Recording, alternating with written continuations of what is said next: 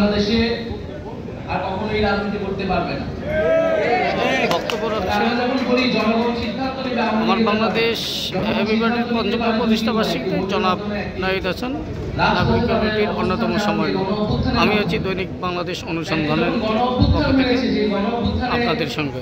মুজিববাদকে, আওয়ামী লীগকে বাংলাদেশের জনগণ অস্বীকার করেছে এবং জনরোষে সেই ফ্যাসিস্ট সরকারের নেতৃবৃন্দকে দেশ থেকে পালাতে হয়েছে।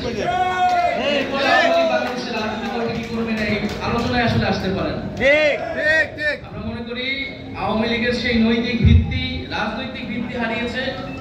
এখন তার আইনি বন্দোবস্ত কি হবে, কোন প্রক্রিয়ায়, কোন আইনি কাঠামোতে আমরা আওয়ামী লীগকে বাংলাদেশের রাজনীতি থেকে দূর করতে পারি এবং একটি গণতান্ত্রিক প্রক্রিয়ায় যেতে পারি, সেই বিষয়ে আমাদের সেই পথ আসলে উত্তোলন করতে হবে। সেই জায়গায় আওয়ামী লীগের নিবন্ধন বাতিলটা এই সময় অতি দ্রুত সময় আসলে করা উচিত। বিচার চলাকালীন সময়ে সাংগঠনিক রাজনৈতিক কার্যক্রম নিষিদ্ধ ঘোষণা করতে হবে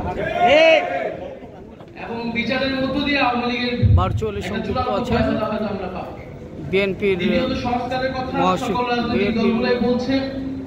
আমরা বলছি যে একটা মৌলিক সংস্কারের জায়গা আমাদের ঐক্যবদ্ধ হতে হবে, যেই সংস্কারের মাধ্যমে শাসন ব্যবস্থা এবং ক্ষমতা কাঠামোর পরিবর্তন হতে পারে।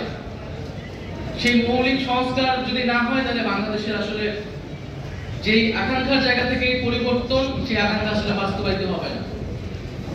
তৃতীয় নির্বাচন খুবই গুরুত্বপূর্ণ এবং নির্বাচন মানে হচ্ছে ক্ষমতা হস্তান্তরের প্রক্রিয়া এবং এই প্রক্রিয়া নিয়েই বাংলাদেশের সবসময় যে রাজনৈতিক দ্বন্দ্ব তৈরি হয়েছে এবং এই শান্তিপূর্ণ ক্ষমতা হস্তান্তরের